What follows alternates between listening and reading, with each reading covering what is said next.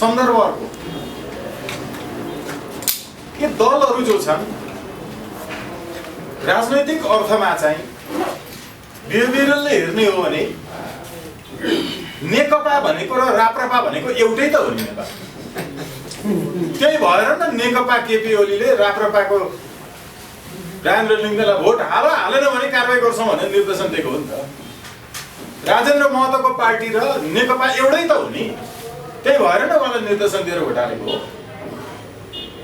प्रचण्ड र शेरबहादुर एउटै पार्टीका नै हुन्। ग्रुपमा भोट हालेको र अनि देउबाले पनि हँसियाधडामा भोट हालेको होइन र। विवेकशील साझाले राष्ट्रिय सभामा राधेश्याम दाइलाई भोट हालेकै हो नि त नेपाली कङ्ग्रेसलाई। यो सबैले चाहिँ पालो पालो खाने मिलाउने पार्टीको नाम एउटै राखौँ भनेर राखे राम्रो हुन्छ। यी सबै एउटै हुन्, बेग्ला बेग्लै नामको एउटै पार्टी हो, यसमा कुनै अन्तरै छैन। यो फुट्ने जुट्ने अझ त्यसमा पनि कम्युनिस्ट पार्टीको कुरा गर्ने हो भने त अघि मैले भनेको उभयलिङ्गी, त्यो उभयलिङ्गी चाहिँ यस्तो हुन्छ जसलाई यौन सम्पर्क गर्न पनि अर्को विपरीत लिङ्गी चाहिँदैन। आफैसँग संसर्ग र तपाईँको समागमित भएर आफैबाट अर्को जन्मिन्छ, त्यही टुक्रिन्छ र टुक्रिएको पनि अर्को जीवको रूपमा स्थापित हुन्छ। उभयलिङ्गी जीव शास्त्रमा एउटा शब्द छ, यसको प्रकृति त्यस्तो हुन्छ। यिनीहरू कहिले टुक्रिन्छन्, गणेउला बिचमा काटिदियो भने दुईटा गणेउला बन्छ, दुईटा जीवितै हुन्छ। त्यो यस्ता गणेउलाहरू टुक्रिए पनि जीवित, जोडिए पनि जीवित, आफैबाट आफै अर्को जन्मिन्छ, अर्को विपरीत लिङ्गी पनि चाहिँदैन। यस्तो यो संसदीय उभयलिङ्गी जोड घटाउ, यसको कुनै पनि अर्थ छैन। म चाहिँ पत्रकारितामै रहँदा पनि मैले त्यस्तो विश्लेषण विचार समाचार विश्लेषण कहिले लेखिनँ, गरिनँ पनि, बरु छोडिदिएँ, अहिले पनि गर्दिनँ। एउटा मान्छेको मलमूत्र बिष्टा खानका लागि कतिवटा कुकुर झुम्मिएका छन् भन्ने म हिसाब किताब गर्दिनँ। एउटा हड्डीका लागि कति कुकुर झुम्मिएका छन् भनेर म जोड घटाउ गरेर बस्दिनँ। यो आए पनि त्यो आए पनि जो आए पनि एउटै हो। फेरि पनि यही संसदीय व्यवस्थामा त्यही मलमूत्रका लागि झुम्मिने कुकुरहरूको सङ्ख्या मात्रै बढ्ने हो। अब यो आउला प्रधानमन्त्री, त्यो आउला प्रधानमन्त्री, जो आए पनि उही त होइन, व्यवस्था यही रहन्छ। फेरि पनि संसद भङ्ग गर्नकै लागि हो। हामी पत्रकारहरूले एउटा उदाहरण दिन्थ्यौँ कि अहिले केपी ओली बाटोमा जाँदै गर्दा गाडीबाट दङ्ग्रङ्ग लड्यो भने तपाईँ पहिला फोटो खिच्नुहुन्छ कि उनलाई जोगाउन थाल्नुहुन्छ? मानवीय हिसाबले जोगाउनु पर्ने हो। पत्रकारले त पहिला फोटो खिच्छ, उसको धर्म दियो नि त भाइ। कसैले जोगाउँछ मानवीय रूपले भने पनि त्यो जोगाउनु चाहिँ किन भन्दा पत्रकारले अन्तिममा मरेको फोटो खिच्नेलाई हो, होइन र? संसद जोगाउनु किन, भत्काउनु किन, यो सबै कुराको हो। जोगाएर लिएर यहाँसम्म आए पनि फेरि पनि हामी त्यही स्थितिमा पुग्दैछौँ। जबसम्म यो संसदीय व्यवस्था रहिरहन्छ, जबसम्म सांसदको बहुसिटबाट सरकार बन्छ र जनताको बहुमतबाट बन्दैन, तबसम्म यस्तो भइरहन्छ। हाम्रा लागि केही मनोरञ्जनका समाचारहरू भइरहन्छन्। जनताले मेरो र तेरो नेताले जित्ने र हार्ने भयो भनेर केही समय ताली थपडी बजाइरहन्छन्। उनीहरू लड्डु खाइरहन्छन्, जनताले लोपा खाइरहन्छन्।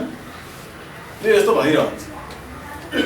अब हामी यो अहिलेको फैसलाको अर्को तात्पर्यतर्फ फर्कियौँ भने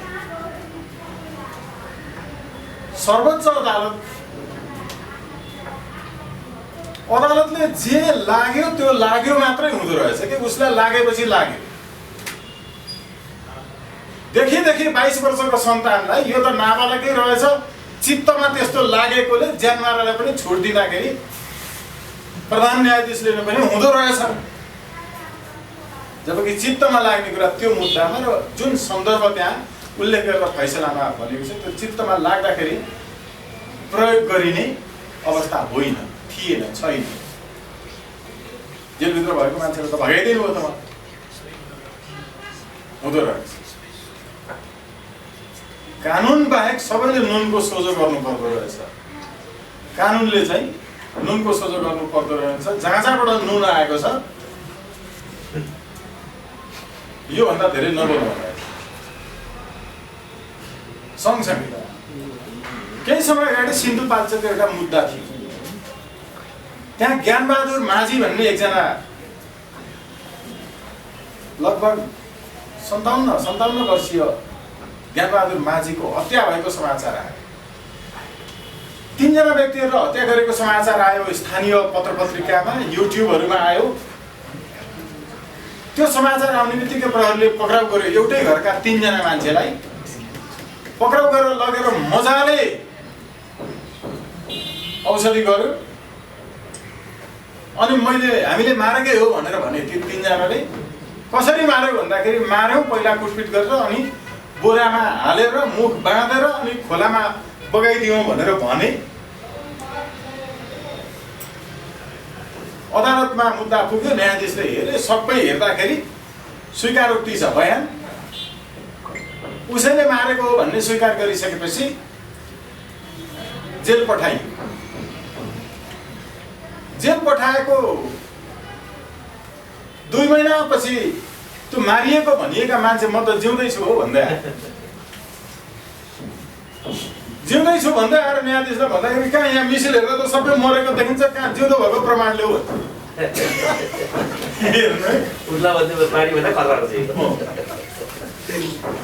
सन् 1983 मा एउटा अन्धा कानुन भन्ने फिल्म बनाएको थियो अमिताभ बच्चनको। त्यसमा लगभग यस्तै थियो। त्यो चाहिँ फिल्म थियो, यो चाहिँ रियल हो। ओखलढुङ्गाको। मैले धेरै पत्रकार साथीहरूसँग योभन्दा अगाडि मिडिया कन्ज्युमर्स राइट्स एसोसिएसनको तर्फबाट एउटा साइबर क्राइमसँग सम्बन्धित ट्रेनिङ चाहिँ दिएको थिएँ। त्यो ट्रेनिङमा मैले साथीहरूलाई यो ज्ञानबहादुर माझीको फोटो पनि राखेर समाचार राखेर त्यति बेलाको अदालतको आदेश राखेर अनि त्यो ट्रेनिङमा बताएको थियो समाचार यतिकै लेख्नु हुँदैन है, बनाउनु हुँदैन। बरु यतिकै त न्यायाधीशले गर्न पाउनु रहेछ कि चित्तमा लागेको आउँदैन। अनि त्यो समाचारको कारणले जेल गएको मान्छे जसलाई मार्यो भनिएको थियो प्रहरीले कति कुटेछ विचार गर्नु त। बाँच्नका लागि मात्रै मारेको स्वीकारेछ बिचरा त्यो 3 जना। लोकतन्त्रमा छौँ हामी। अदालतलाई लागेपछि लाग्यो मारेको प्रमाणै छ। देखि प्रमाण छ। तपाईँको चाहिँ केन्द्रीय समिति छ त्यो नेकपा भन्नेको। नाम पो मिलेन त। नाम पो दिन नमिल्ने नाम दियो त। हेर्नुहोस् है, मागेको चाहिँ फेरि के हो? मेरो नाम यिनीहरूले डकैती गरे, मेरो नाम मसँगै हुनुपर्छ यति नै भने हो। तिनको नारायण गरिदिने काम त फेरि अदालतको होइन। अनि नारायणै गरेर पठाइयो। यो जुडिसियल एक्टिभिजम कस्तो अर्थमा हुन्छ? 2065 सालको मङ्सिर महिनाको नेपाल कानुन पत्रिकामा एउटा बलराम केसीज्यूले गर्नुभएको फैसला छ। त्यसको 65 सालको मङ्सिर अङ्कमा यसको बारेमा जानकारी हुनेहरूले खोज्नुहुन्छ भन्ने डान्स बार क्याबिन रेस्टुरेन्टमा काम गर्ने चेलीबेटीहरू जो हुनुहुन्छ उनीहरू साउजीको बिल बढाइदिनका लागि, साउजीलाई धेरै आम्दानी गराइदिनका लागि आउने गेस्टहरूसँग छेउमा बसेर चुरोट पिइदिन्छन्, रक्सी पिइदिन्छन्, नसकेपछि पिए जस्तो गर्छन्, अरूतिर पोखिदिन्छन्। उनीहरूका लागि पनि खाइरहनुपर्छ। भूकम्पमा घरबारी सबै भत्किएर बाबुआमा पनि मरेर सानो भाइ लिएर आएर स्कुल पढाउनका लागि त्यहाँ काम गरिरहेका छन्। त्यहाँ गरेको कामको पैसाले भाइलाई पढाइरहेका छन्। राति स्टाफहरू सबैलाई त्यो होटलको गाडीले कोठामा छोडिदिन्छ। अनि गेस्टहरूले सँगै बसेर चियर्स गर्दै बियर सेयर खाइदिएकोमा अलिअलि दिएको टिप्सहरू पनि साउजीले घर जाने बेलामा सबै झारझुर पारेर चाहिँ राखिदिन्छ र 6-7 हजार मात्रै तलब दिन्छ। स्वास्थ्य बिग्रेर कस्तो हैरान भएको छ। यी चेलीबेटीहरूको लागि हामीले धेरै कामहरू गर्यौँ, अहिले पनि गर्दैछौँ। हो, यी चेलीबेटीहरूको पनि यो व्यवसाय भनेको चाहिँ यो तपाईँको इन्फर्मल इन्टरटेनमेन्ट सेक्टरको अनौपचारिक मनोरञ्जनात्मक क्षेत्रका चेलीबेटीहरूको काम यो सम्मानजनक काम हो। यिनीहरूलाई यसरी व्यवस्थित गर, हरेक जिल्लाका सिडिओको नेतृत्वमा एउटा समिति गठन गरिदिएर संसदले बनाउने कानुनै बनाइदिनु भएको छ। बलराम केसीजीले कस्तो राम्रो भयो, संसदले पास गर्ने पुरै कानुन। खालि यसमा उहाँले त्यो र उहाँले यसलाई निर्देशिका भनेर फैसलामै एट्याच गरेर पुरै निर्देशिका नाम परिभाषा खण्ड लागू हुने सम्पूर्ण पुरै यसको चाहिँ लगभग 80 पेज जतिको बेग्लै बनाइदिनु भयो। हो त्यो कानुन अन्तर्गत त्यो नजिरमा आएको विषय अहिले लागू भएको छ कि छैन जिल्ला जिल्ला भनेर हामी चाहिँ अनुगमनमा निरीक्षणमा हाम्रो आफ्नो तर्फबाट डाक्टर साहबले जानकारी दिए हामी त्यसरी हिँडिरहेको छौँ। त्यो चेलीबेटीहरू कस्तो खुसी व्यक्त गर्नुभएको छ। यस्तो पो हुन्छ त जुडिसियल एक्टिभिजम भनेको। जुडिसियल एक्टिभिजमले अलिकति मागेको भन्दा बढी केही कुराहरू दिएर जनतालाई हित हुन्छ भने यस्तो काम पो गर्ने हो त। तर अहिले चाहिँ भएको छ यो जुडिसियल एक्टिभिजम भनेको extra judicial activism. Extra judicial activism चाहिँ सामान्यतया मागेको कुरा मात्रै दिने हो अदालतले, नमागेको कुरा चाहिँ 3 जनाले दिँदैन। एउटा नमागेको कुरा नदिने भनेको भगवान हो, खालि गएर एकदम प्रार्थना नै गर्नुपर्ने, मलाई यस्तो देऊ प्रभु भन्ने, मागेपछि मात्रै दिने। अर्को मागेपछि मात्रै दिने चाहिँ राजाले। दरबारमा कोही गयो र केही नमागिकन आयो भने त्यसले राजालाई अपमान गरेको हुन्छ अनि हात तलै पार्नु पर्ने राजा भएका देशहरूमा। अर्को चाहिँ अदालत, त्यसले पनि मागेको कुरा मात्रै दिने। मागेको छ मेरो नाम मलाई चाहियो भनेको छ, अर्कोको पनि नरन गरिदिएको छ। अब यसको पछाडि तपाईँले हेर्नुभयो भने मुद्दाहरू किन निश्चित समयमा नियोजित ढङ्गले बिना कुनै कारण साप्ताहिक पेशी सूचीमा चढिसकेकोलाई पनि स्थगित गर्दै ल्याएर लामो समयपछि फैसला गरिन्छ, जसको विषयमा कहीँ कतै कुनै रिट लाग्दैन। तपाईँलाई थाहा छ आफ्नै परिवारका सदस्यहरूबाट बलात्कृत भएका चेलीहरू, सामूहिक बलात्कारमा परेका चेलीहरू न्यायाधीशहरूले नै छोडिदिएपछि ती चेली चाहिँ मुन्टो लुकाएर घुम्टो ओढेर सर्वोच्च अदालत अगाडि न्याय माग्नका लागि रुँदै रुँदै जाँदा बलात्कारी चाहिँ हाँस्दै हाँस्दै उनको अगाडि हिँडिरहँदा कति पीडा हुन्थ्यो होला। त्यति बेला उनलाई लाग्दो कि यो अदालत भत्काएर यहाँ त्यो कस्तो छ भने फेरि बालिकैमा बलात्कृत हुनु परेको कारणले उनको पिसाब अडिँदैन, यस्तो भएकी छन्। पिसाब अडिँदैन उनको अगाडि आफूले बलात्कार गर्ने मान्छे न्यायाधीशले छोडिदिएको कारणले हाँसी हाँसी उनलाई गिज्याउँदै हिँडिरहेको छ। त्यो पिसाब नअडिएको बेलामा उनलाई यो अदालत भत्काएर यहाँ सार्वजनिक शौचालय बनाएको भए राम्रो हुन्थ्यो होला भन्ने लाग्छ होला। धेरै सन्दर्भहरू छन् जहाँ यति लामो समयपछि फैसला गर्नुका केही मकसदहरू सहित आउने गर्छन्। हामी सबैलाई थाहा छ कुन कुन फैसला गर्ने, कुन कुन न्यायाधीश कुन कुन पार्टीका कोटामा परेका हुन् भन्ने। अत्यन्त गम्भीर विषय। त्यसो भएको हुनाले यो समग्रतामा हामीले हेर्ने के हो भने कति बेला यो डिकाटोक्रेसी, यो न्यायाधीश तन्त्र, जुरिस्टोक्रेसी, विधिशास्त्री तन्त्र कति बेला चल्छ? यो भिड तन्त्रमा चल्छ। भिड तन्त्रको एउटा प्रमुख विशेषता के हो भने जसले जे काम गर्नुपर्ने हो उसले त्यो काम गर्दैन। पत्रकारले पत्रकारिता चाहिँ राम्रो जान्दैन, अरू चाहिँ सबै जान्दछ। वकिलले वकालत चाहिँ राम्रो जान्दैन, अरू चाहिँ सबै जान्दछ। ल मलाई नै भन्नुहोस् किन यो भाषण गर्दै कुरा गर्दै अभियान भन्दै तपाईँको होइन राइट टु रिजेक्ट भन्दै सर्वोच्चमा रिट हाल्दै अनि हिँड्नु परेको भने राइट टु रिजेक्ट भनेको पार्टीहरूले गुन्डाफटा बलात्कारी उम्मेदवार उठाए भने तिनलाई बहिष्कार गर्न पाउने अधिकार भएपछि मात्रै लोकतन्त्र हुन्छ भन्ने लाग्यो।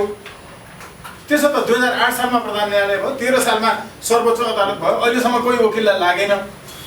हामीले लिएर जाँदा पनि हाँस्दै मान्छेहरू, त्यति बेला गिच्याउनेहरू अहिले त चाहिने नै रहेछ भन्छन्। अनि यो काम गर्छु भनेर जितेर जान्छ, त्यो काम गर्दैन, फिर्ता बोलाउने अधिकार हुनुपर्छ भनेको काम नगर्नेलाई यो चाहिँ लोकतन्त्र हो, उन्नत लोकतन्त्र भन्ने लाग्यो।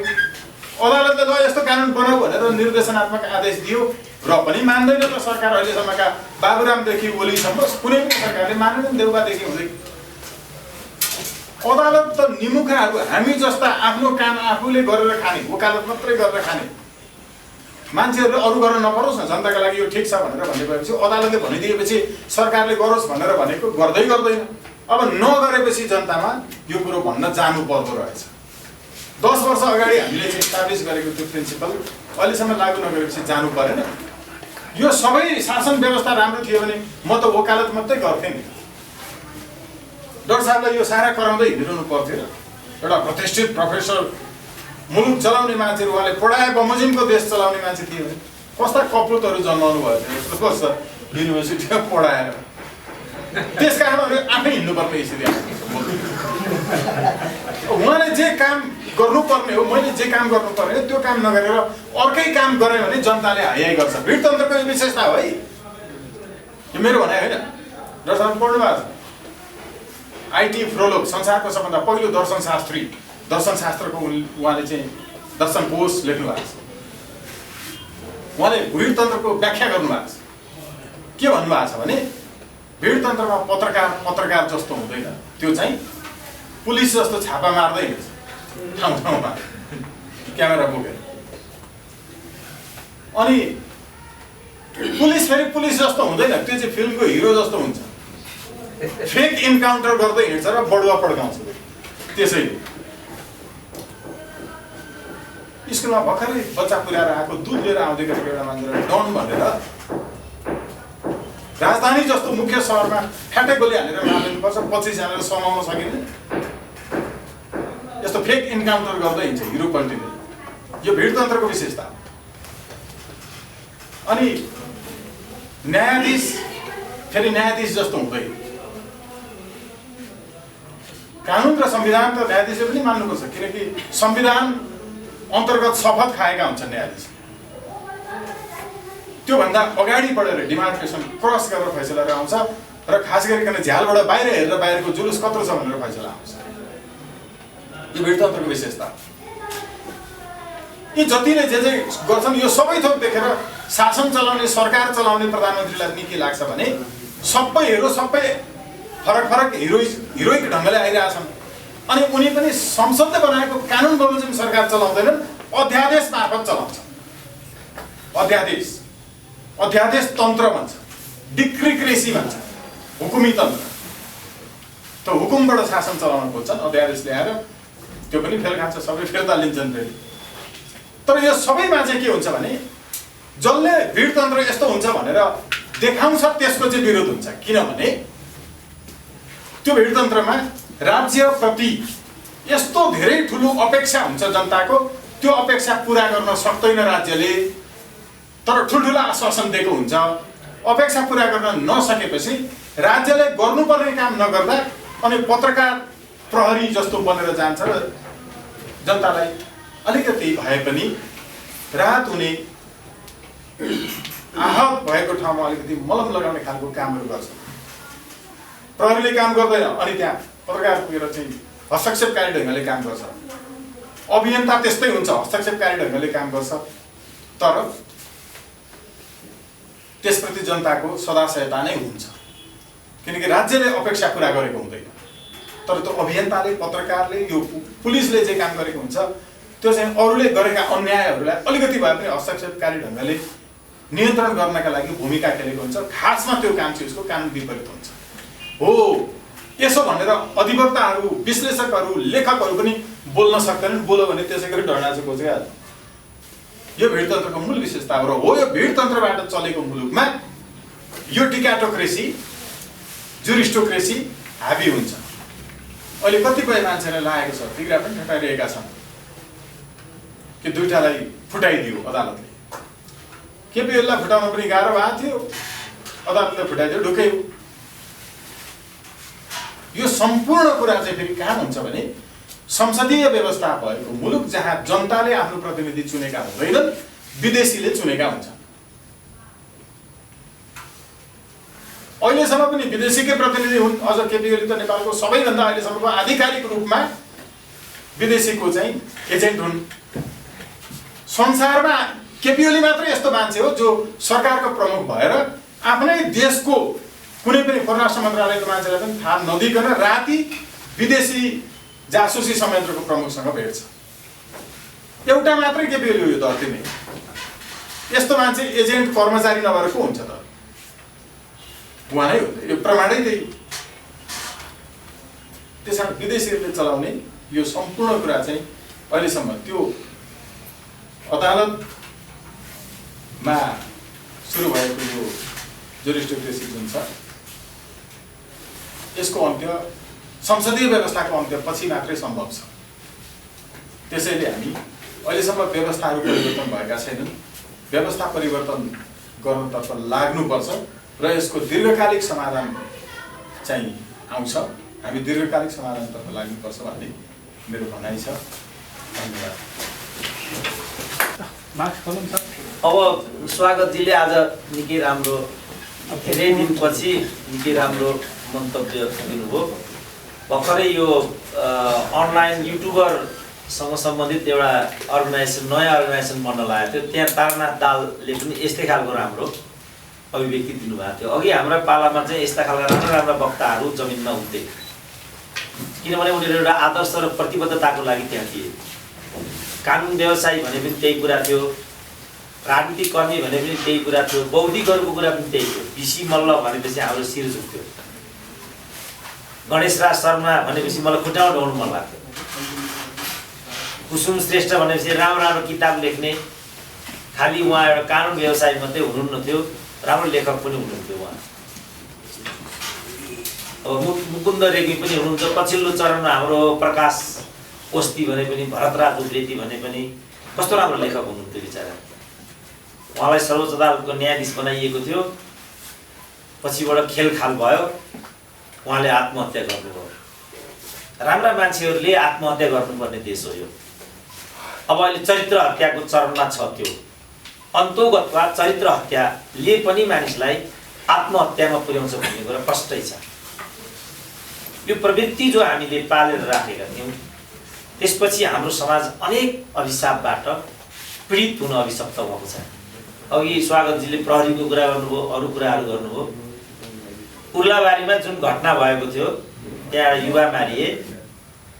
ती युवा मारिनु पछाडिका पात्रहरूमा नगरपिताको व्यावसायिक पार्टनर अनि प्रहरीमा नक्कल मिसिल, जो उहाँले भन्नुभयो मारेकै छैन, मैले मारे, बोरामा थुनेर सप्तकोशीमा हाल्ने भन्यो भन्नुभयो नि। ती बहिनी चाहिँ पाइलट रहेछन् कता अमेरिकामा, फर्केर आएपछि चौकीमा गइन्। हेर्दाखेरि त मिसिलमा त जो उसको दाइ मारिएको मरेको भनिएको छ त्यो मिसिलमा त अर्कै मान्छेको फोटो छ।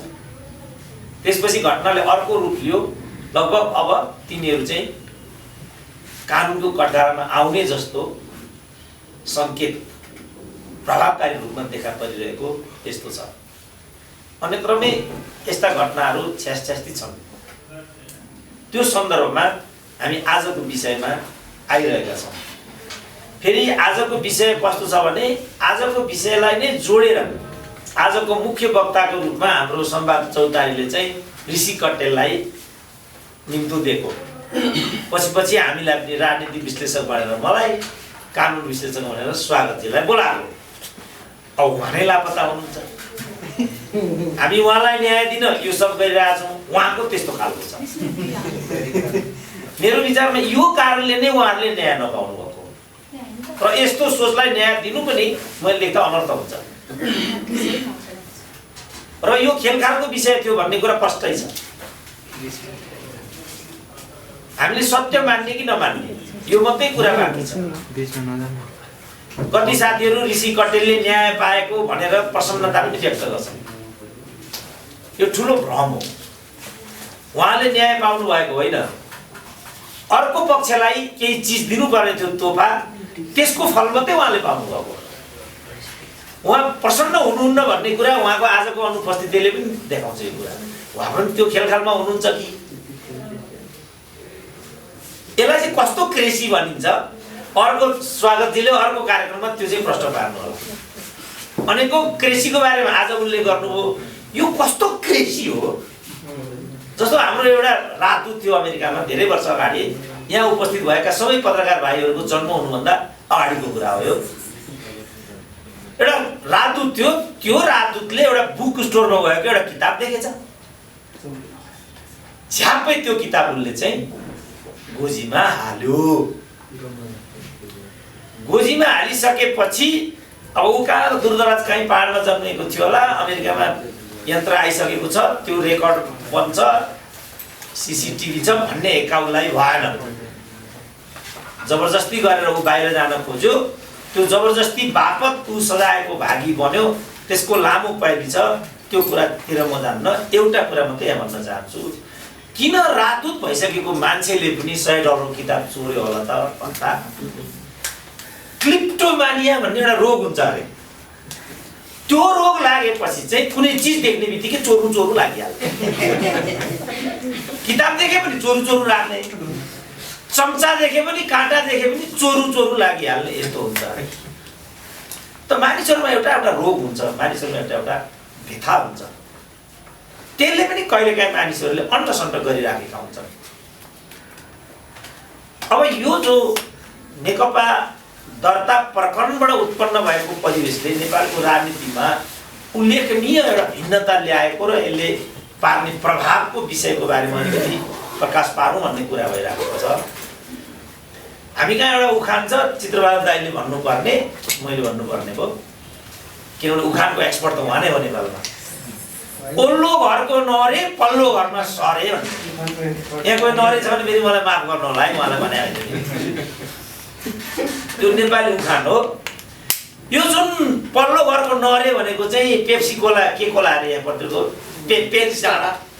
पेरी डाँडाको माओवादी हो पल्लो घरको नरे भनेको चाहिँ अब यो सरे भएर धुम्मा राईमा जान आँटिराखेको छ मतलब जे टन्टा त्यहाँ थियो त्यो टन्टा जस्ताको तस्तै अब धुम्मा राईमा पुग्छ र जे गभर्नर पेप्सी कोला के हो पेरी डाँडामा बसेर नेताहरूले गरेका थिए अब उहाँ बसेर उहाँहरूले त्यो गर्नुहुनेछ यसको स्थल मात्रै बदलिएको छ प्रवृत्तिमा कुनै पनि बदलाव आएको छैन यसको मतलब अब नेपालको राजनीतिमा जे हुन गइरहेको छ यो विशाल आँधी अगाडिको हावाहुरी जस्तो हो यो हावाहुरीले कसलाई कसरी कहाँ बगाउने हो त्यो भन्न सकिँदैन किनभने जे राजनीतिमा अहिले आइराखेको छ पहिलो अदालतले दिएको फैसला सुरुवात मात्रै थियो दोस्रो फैसलाले त्यसलाई अलिकति अग्रता दियो अब वास्तविक लडाईँ हुनेवाला छ यसको दुईटा मात्रै विकल्प हुन्छ अथवा परिणाम हुन्छ या त संकटकाल होइन भने मध्यावधि राजनीतिक रूपमा पनि जो अहिलेको 2/3 छ यसको वैधताको अन्त्य भइसकेको छ राजनीतिक रूपमा किनभने राजनीति शास्त्रमा जे गर्छु भनेर आइएको हुन्छ माथि त्यो गरिएन भने त्यसको वैधताको अन्त्य हुन्छ 2/3 चाहिँ हामी समृद्धि दिन्छौं स्थायित्व दिन्छौं सुशासन दिन्छौं यो भनेको थियो 5000 मेगावाट त बिजुली निकाल्छु भनेको थियो उसले अहिले 2 वर्ष बढी बितिसक्यो कति मेगावाट बिजुली आयो ल भन्नु त अहिले यहाँ हितनारायण साकेकी के हुन् अहिलेका मुखिया उनी भन्दैछन् लोड सेडिङ करिब त्रिशुलीको पानी सुकिसकेको छ करिब लोड सेडिङ अवश्यम्भावी छ लोड सेडिङ त हुने नै जस्तो छ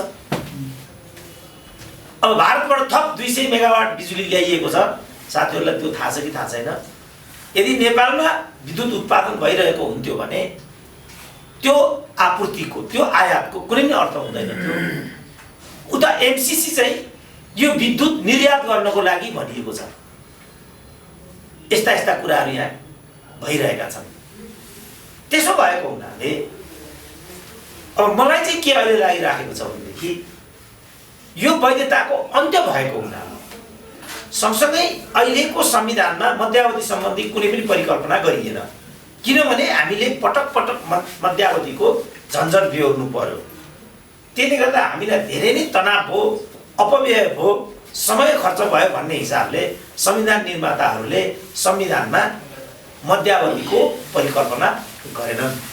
वास्तवमा मध्यावधिको परिकल्पना कुनै पनि वेस्ट मिनिस्टरियल सिस्टममा अवश्यम्भावी अङ्गको रूपमा हुने गर्छ। किनभने कहिलेकाहीँ त्यस्ता बिन्दुहरू आइलाग्छन् जहाँ प्रधानमन्त्रीले जनताको बिचमा जानै पर्ने हुन्छ, त्यसका लागि मध्यावधिको परिकल्पना गरिएको हुन्छ। तपाईँहरूको फिडिङको लागि थप एउटा कुरा के भन्छु भनेदेखि वेस्ट मिनिस्टरियल सिस्टम भनेको चाहिँ सभ्य, सौम्य, जिम्मेवार, पढेलेखेका मानिसहरूले चलाउने सिस्टम हो। अरूबाट यो सिस्टम चल्न सक्दैन। हामी त्यो हिसाबका मान्छे छैनौँ। अहिलेकै हामीले सत्तामा भएका वरिष्ठ व्यक्तिहरूको अहिले मैले भनेको स्थिति अगाडि लिएर आयौँ भनेदेखि त्यहाँ कोही पनि बिए पास छैन। एकजना पनि छ जस्तो लाग्दैन मलाई।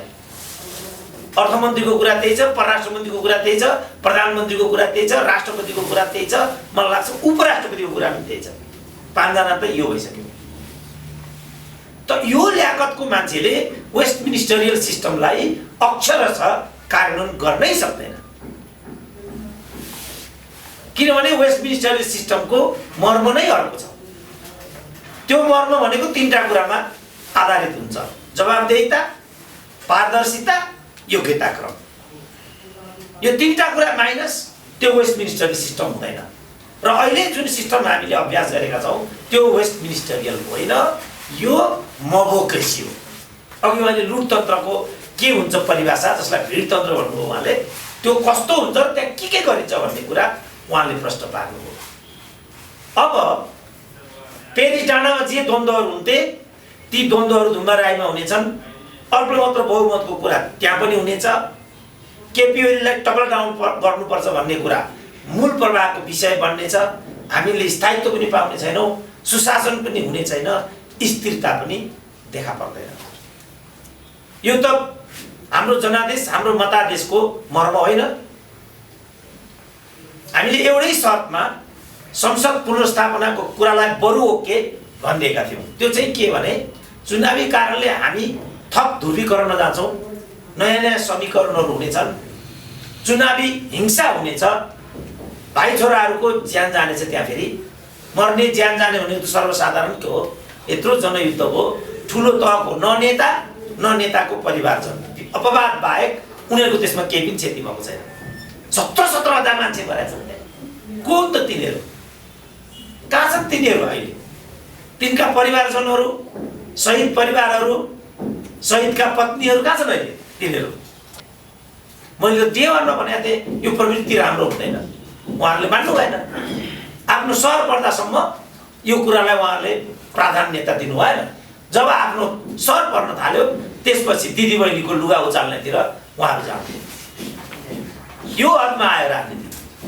राष्ट्रिय स्तरका नेता, पूर्व मन्त्री भइसकेका मानिसहरू दिदीबहिनीको साडी उचाल्ने कुरा गर्न थाले। त्यो विषय उत्पन्न भएको हो नि। किनभने घटनामा कहिले पनि परिणाम महत्त्वको हुँदैन, कारण महत्त्वको हुन्छ। अन्त्यमा चाहिँ चुनावको कारणले कमसे कम 1 खरब, अबको चुनावमा 1 खरब खर्च जान्छ। एउटा सांसदलाई निर्वाचित गरेर सिंहदरबारमा हुल्दा नहुल्दा 1 अरब जति खर्च भइसकेको हुन्छ भन्ने छ। त्यस्तो महँगो सांसद हामीले वर्ष दिनमा चाहिँ निर्वाचित गरेर लिएर आउनु पर्यो भने त देश त टाढ पर्दिन्छ त। बरु संसद पुनर्स्थापना भए पनि हामीलाई केही छैन भन्ने हाम्रो तर्क त्यहाँ थियो। तर जसले यो संसद विघटन भनेको, मध्यावधि भनेको प्रतिगमन हो, केपी ओली हिटलर भए इत्यादि भनेका थिए, तिनीहरू चाहिँ अहिले फेरि 15 दिनकै अन्तरालमा कस्तो लेखहरू लेख्दैछन् भनेदेखि वास्तवमा यो मध्यावधिको परिकल्पना संविधानले नगर्नु अनर्थ रहेछ। किनभने त्यसको वैधतामाथि पनि प्रश्न उठ्दो रहेछ यस अन्तरालमा, जो अघि मैले प्रश्न पारेँ। त्यो कारणले गर्दाखेरि जे गर्छु भनेर आएको भन्छ। अझ स्वागत बाबुलाई यो थाहा हुन्छ, जुन फिक्स्ड म्यान्डेट लिएर जहाँ आइएको भन्छ, फिक्स्ड टर्मको म्यान्डेट, त्यो फिक्स्ड टर्म अन्तर्गतको म्यान्डेटलाई झन् साह्रो कसैले पनि हेरफेर गर्न पाउँदो रहेछ। जस्तो 2 वर्षको लागि संविधान सभाको 2 वर्षको लागि अवधि राखेर प्रतिनिधि निर्वाचित गराएर लिएर आयो भनेदेखि त्यसमा हेरफेर कसरी पनि गर्न पाउँदो रहेछ। हामीले त्यसलाई 4 वर्षको गर्यौँ, 4 वर्ष मात्रै गरेनौँ, त्यसबाट हामीले कुनै नतिजा दिएनौँ, त्यसलाई हामीले फेरि विघटन गर्यौँ, त्यसपछि खिलराजको परिकल्पना गर्यौँ। पावर सेपरेसनको दृष्टिकोण त्यो मिल्दैन। कमसेकम खिलराजले लमा त ग्रेजुएट नगरी त मेरो विचारमा अहिले त प्रधान न्यायाधीश भइँदैन होला। राणाका पालामा त राणाको छोरो हुने बित्तिकै प्रधान न्यायाधीश भइहाल्थ्यो, कुरै जितिहाल्यो। अहिले मेरो अनुभवमा कमसेकम न्यायाधीश हुन ग्रेजुएट त हुनैपर्छ होला। उहाँ त ग्रेजुएट पक्कै थियो होला। शक्ति सन्तुलनको सिद्धान्त त उहाँले पढ्नु नै भएको थियो होला। तर कसरी उहाँ न्यायपालिकाको प्रमुख हुँदाहुँदै कार्यपालिका प्रमुख हुनुभयो? हुनु त भयो। उहाँको नाम प्रस्ताव गर्नुभएको थियो फेरि प्रचण्डले नै। जब नतिजा आउन थाल्यो उहाँले के भन्नुभयो, यो योजनाबद्ध र संरचनात्मक सङ्गठनात्मक धाँधली भएको हुनाले यो संविधान सभाको निर्वाचनको परिणाम हामी मान्दैनौँ, यो पो भनिदिनु भयो उहाँ। अगाडि बढ्दै गयो विषय, यी चिजहरू आउँदै गए। संविधानवादको सिद्धान्त चाहिँ के रहेछ भने, अघि पनि भने फिक्स्ड म्यान्डेट हेरफेर गर्न नपाइने, सम्पूर्ण कुरालाई हामीले खप्दै सहँदै हामीले यहाँसम्म बोक्यौँ उहाँहरूलाई। जे उहाँहरूले गरे पनि हामीले खप्दै आयौँ, बोक्दै आयौँ, हुँदै गयो। तर हाम्रो अवस्थामा कुनै पनि बदलाव आएन। अहिले उहाँहरू नै भन्न थाल्नुभयो, युवा नेताहरू, ती युवा नेता तिनै हुन् जसलाई मैले पटक पटक यो लोग्ने ठाउँमा स्वार्ने राम्रो होइन बाबु, नेताको ठाउँमा नेती यो ठिक हुँदैन, छोराको ठाउँमा बुहारी यो पनि उपयुक्त हुँदैन भन्दा ती युवाहरूले हामीलाई के व्यङ्ग गर्थे भने पद नपाएको कुण्ठा भन्थे। अब तिनीहरूले अहिले के भन्न थाले पब्लिक मिटिङहरूमा भने, कमसेकम म त खाली खुट्टा थिएँ, चप्पलसम्म लाउन थालेँ।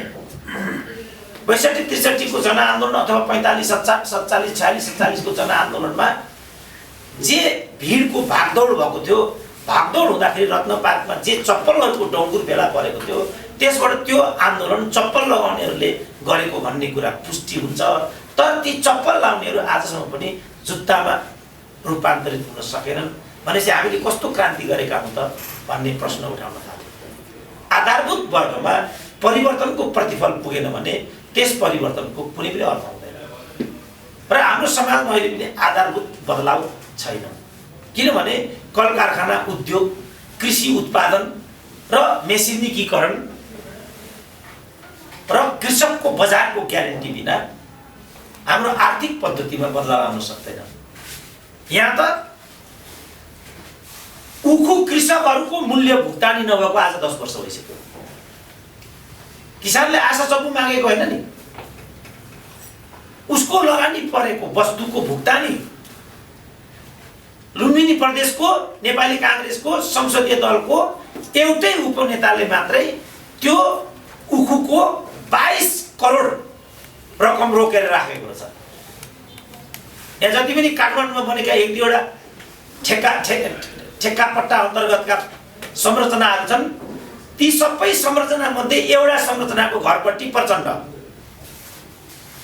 अर्को संरचनाको ठेकेदार मधेसवादी दलको सांसद, मलाई लाग्छ उहाँ अहिले निलम्बनमा हुनुहुन्छ होला। यसबाट के बुझिन्छ भने उहाँहरूले राजनीतिक व्यवस्थाको नाममा, लोकतन्त्रको नाममा राज्यका संयन्त्रहरू, प्रणालीहरू आफ्नो हातमा लिइसक्नु भएको छ र आफ्नो फाइदाको लागि ती सबै चिजहरूलाई प्रयोग गर्न थालिसक्नु भएको छ। हामीहरू रमिते भएर बसिरहेका छौँ। अब हामीले आवाज दिनुपर्छ। ती आवाजहरू मध्येको एउटा आवाज हो मेरो।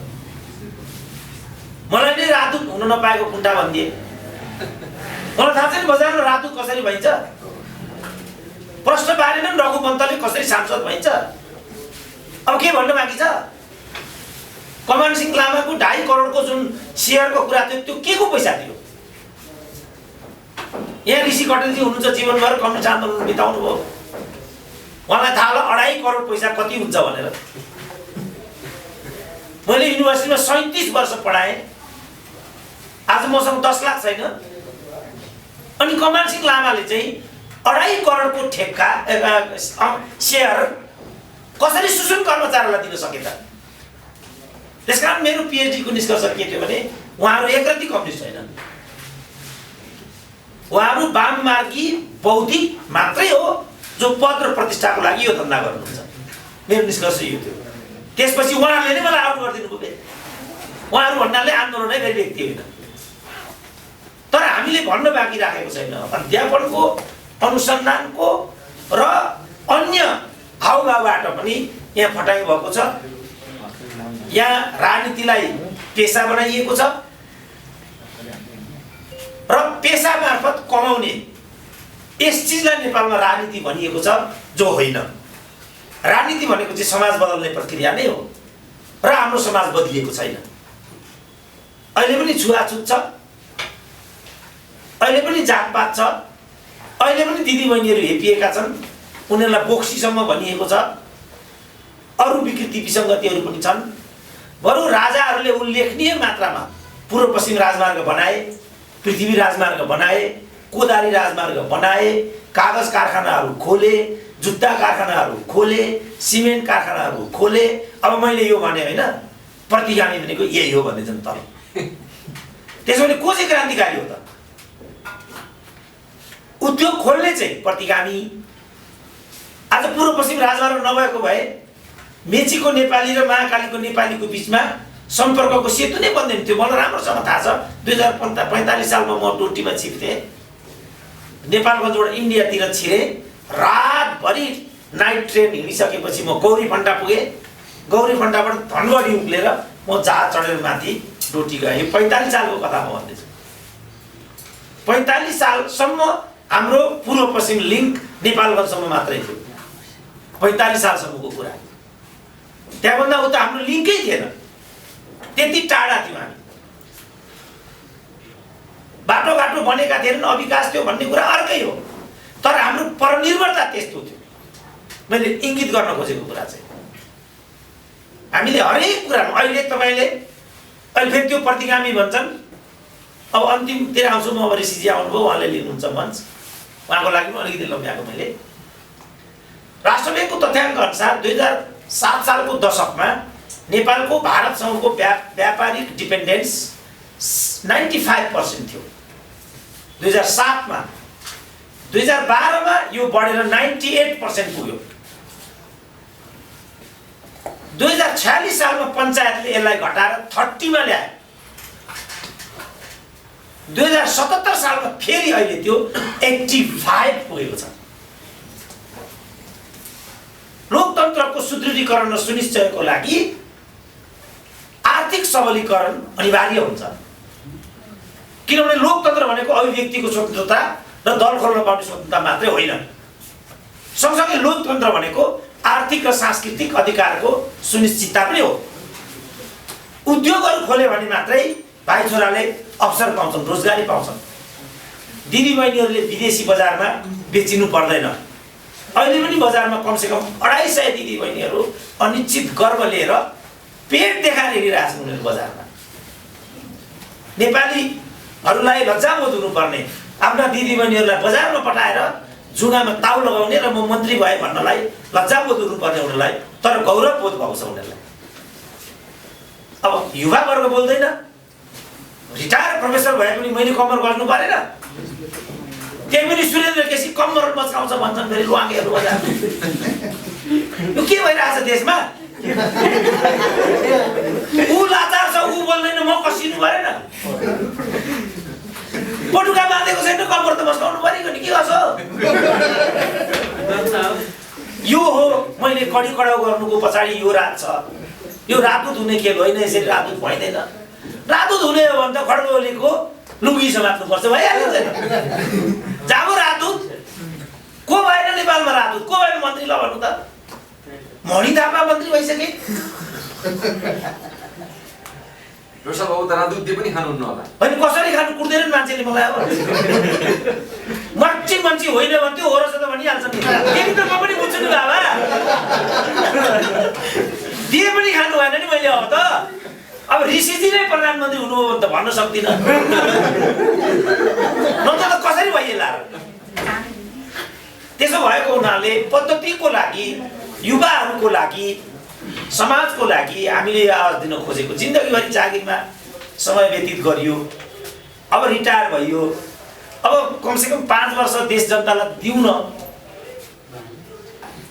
बिपी कोइरालाको द टेलिग्राफमा एउटा अन्तर्वार्ता निस्क्यो, त्यो लाइन मलाई अहिले पनि कण्ठ छ। Nepal is not at a nation rather than an administrative unit भन्ने त्यो लाइन थियो, अहिले पनि मलाई कण्ठ छ। Nepal is not at a nation rather than an administrative unit भनेको अन्तर्राष्ट्रवादीहरूले हामीलाई के भन्दै देख्यौ, बिपीले के भन्यो, यो Nepal is not at a nation भनेको नेपाल नेपालको होइन भारतको अङ्ग हो भनेको, यो भारतको दलाल हो भन्दै मलाई पनि हो जस्तो लाग्यो। म फर्किएँ। अहिले फर्केर हेर्दाखेरि त साह्रै ठुलो गल्ती भएको छ।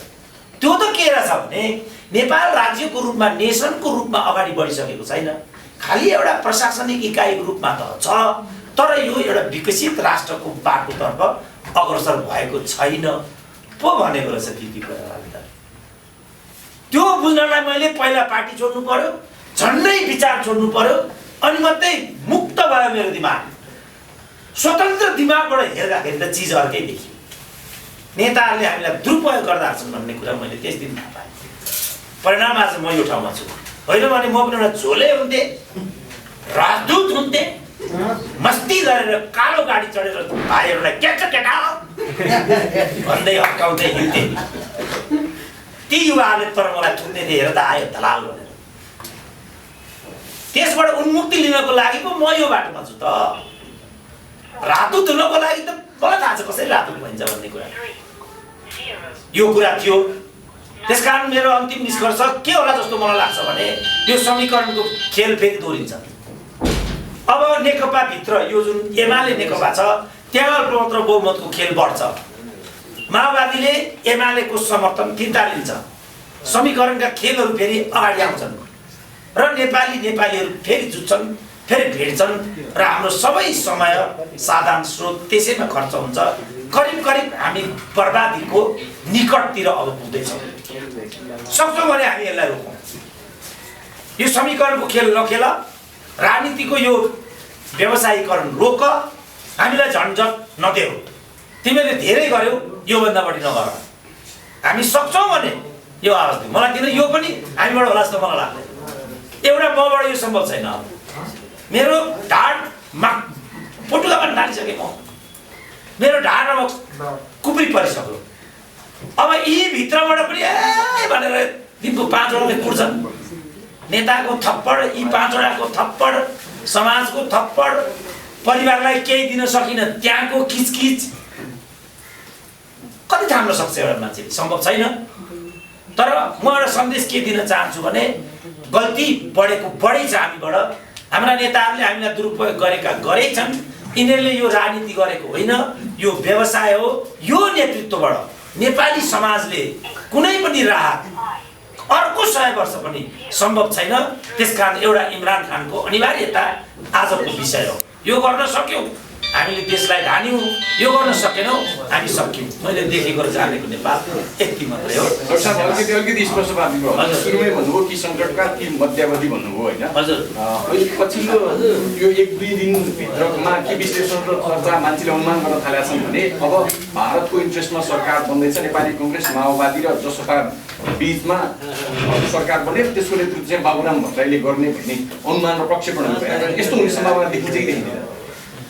अब जबरजस्ती भयो भने त खिलराजै जहाँ प्रधानमन्त्री भए त्यहाँ बाबुराम कति ठुलो कुरा भयो र। तर कुनै पनि दृष्टिकोणले म बाबुरामको सम्भावना देख्दिनँ, किनभने जसपाबाट हुँदाखेरि पनि पालो महन्त ठाकुरको, त्यसपछि उपेन्द्र यादवको, त्यसपछि अशोक राईको, अनि मात्रै बाबुरामको पालो हुन्छ। यो वरियताबाट हेर्दा मात्रै पनि। तर वैधताबाट हेर्दाखेरि चाहिँ बाबुराम काङ्ग्रेसको मत लिएर आएको हुनुहुन्छ र उहाँ मधेसवादी माओवादी हुँदै मधेसवादीमा पुग्नु भएको छ। उहाँलाई कुनै वैधानिक अधिकार बन्ला जस्तो मलाई लाग्दैन। जबरजस्ती गर्न थाल्यो भने त अब खिलराजै भइसक्यो भने अब बाबुराम हुन्, पूर्व प्रधानमन्त्री पनि हुन्।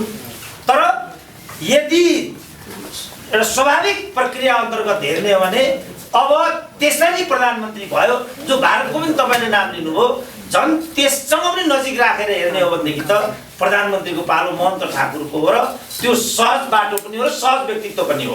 अब के हुन्छ त्यो त हामीले हेर्दै जानुपर्छ। सहज चाहिँ कसको लागि देखिन्छ?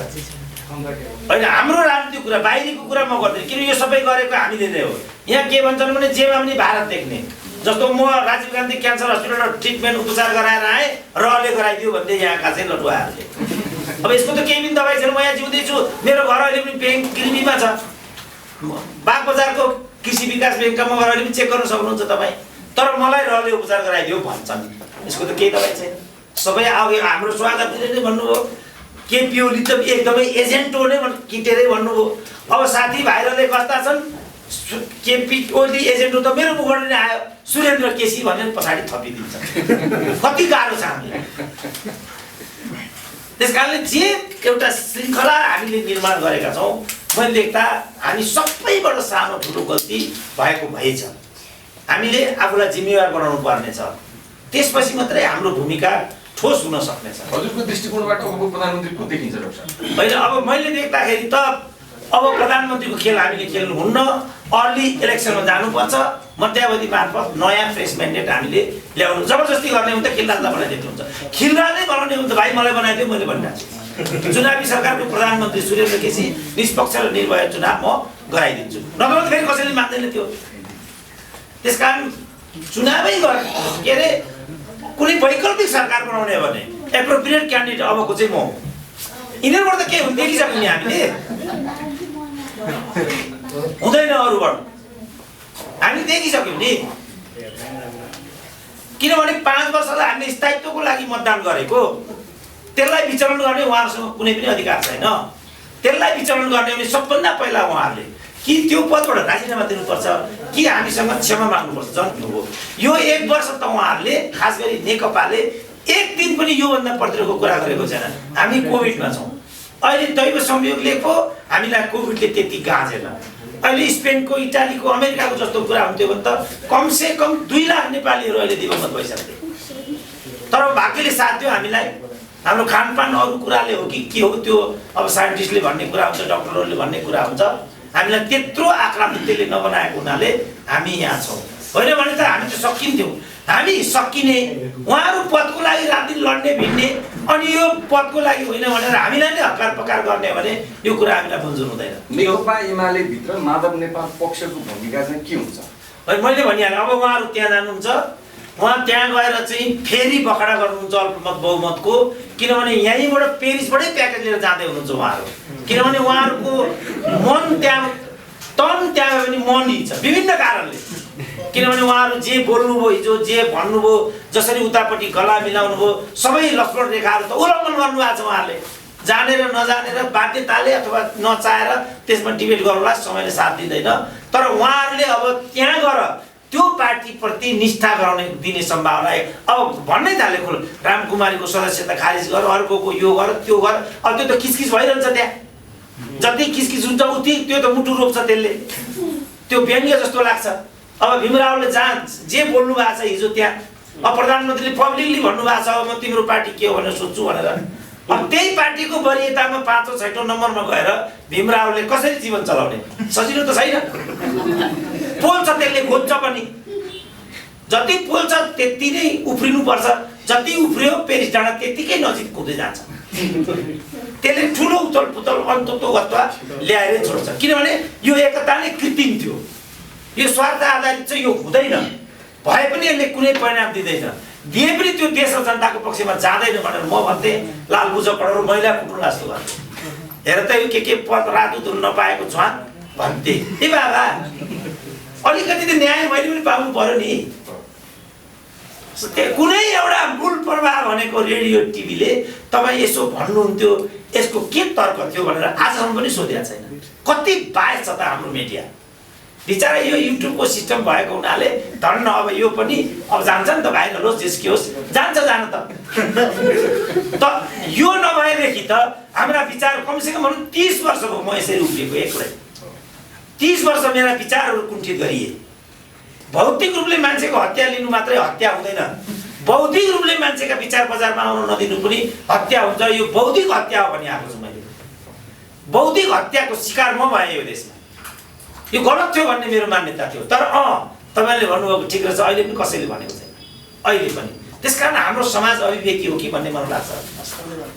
डाक्टर साहब, त्यो अब अहिले जुन प्रधानमन्त्री चाल्नु भएको योभन्दा अगाडिको कदम थियो, यसलाई सही मान्नुहुन्छ तपाईँले? त्यसमा अहिले चुनावमा जाने कुरा गर्दाखेरि होइन, म त्यसलाई सही मान्दिनँ। तर त्यो परिणाम हो भन्छु। यिनीहरूले के भने यो सम्पूर्ण गर्ने केपी ओली हो भने मैले व्याख्या गर्दै के भने केपी ओली परिणाम हुन्, प्रचण्ड कारण हुन्। अब यहाँ ऋषिजी हुनुहुन्छ, द्वन्द्ववादले के भन्छ? द्वन्द्ववादले घटनामा कारणलाई प्रमुख मान्छ कि परिणामलाई प्रमुख मान्छ? जस्तो एउटा प्रश्न भाइले सोध्नु अनि मैले यो उत्तर दिएँ, भाइले यो प्रश्न नगरेको भए त म तर्फबाट यो उत्तर आउने नै थिएन, मान्छेले परिकल्पनै गर्न सक्ने थिएनन्। त्यसपछि सुरेन्द्र केसीले के भन्ने थियो होला, के भन्ने थियो। त्यसकारण मेरो विचारमा तपाईँले प्रश्न सोध्नु मेरो उत्तरको कारण हो। केपी ओली परिणाम हुन्, प्रचण्ड कारण हुन्। अब ऋषिजीले व्याख्या गर्नुहुन्छ घटनामा कारण महत्त्वको हुन्छ कि परिणामको महत्त्व? दर्शनले के भन्छ? त्यो जिम्मा उहाँलाई छोड्दै म बसेँ। धन्यवाद। धेरै धन्यवाद चिलाक सरलाई। र अहिले सर्वोच्च अदालतले उहाँलाई न्याय दिएको हो कि अर्को पक्षलाई अन्याय गरेको थाहा भएन।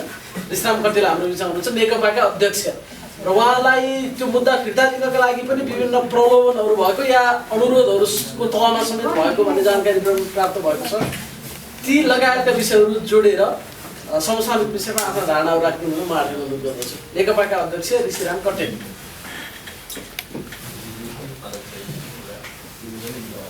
धन्यवाद।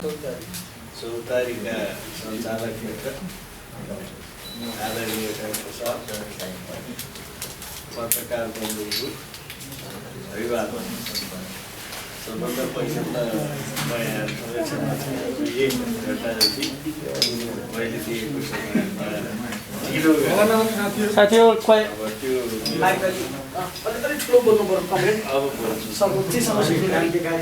मेरो काबुभन्दा अलिक बाहिरको विषय पऱ्यो। त्यो टिभी टुडेले अलिक समय लिँदै पटेल भिडियो है यो आवाज त बिस्तारै जहाँसम्म साथीले मलाई केही प्रश्न राख्नुभयो, मूलत दुईटा कुरामा बोल्नु भन्नुभयो। एउटा विषय त अहिले चर्चामा रहेको मुद्दा सबै पत्रकार मित्रहरूले सायद यो जानकारी लिइसक्नु भएको छ।